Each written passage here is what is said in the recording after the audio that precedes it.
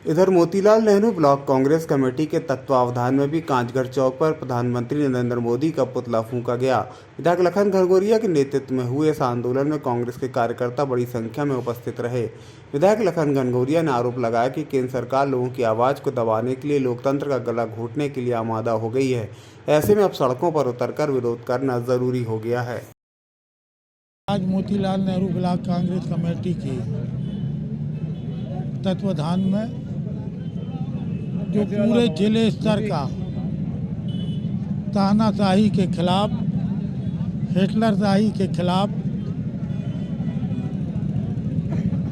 प्रधानमंत्री मोदी जी का पुतला के दहन का कार्यक्रम था, वो आज मोतीलाल नेहरू ब्लॉक कांग्रेस कमेटी के तमाम कार्यकर्ताओं के साथ यहाँ संपन्न हुआ। मोदी जी इतने भयाक्रांत होंगे, इतने डरे होंगे, ये किसी ने सोचा नहीं था।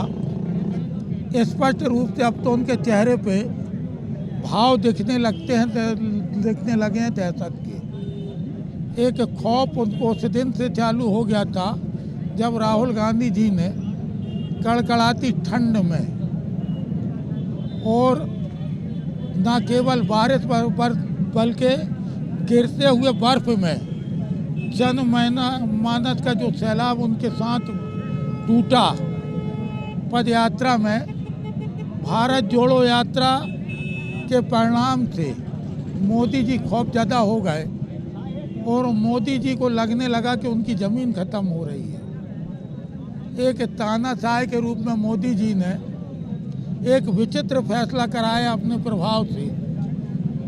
सदन में सवाल पूछने के एवज में बजाय जवाब देने के सदस्यता रद्द करना लोकतंत्र का गला घोंटना है।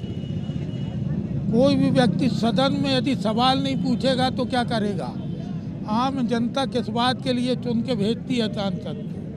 राहुल जी ने यही पूछा कि आप सरकारी संपत्ति अडानी को पैसे पड़े हो, अडानी से आपके रिश्ते क्या है, यही तो पूछा था। 20,000 करोड़ रुपया किसके खाते से अडानी के खाते में गए?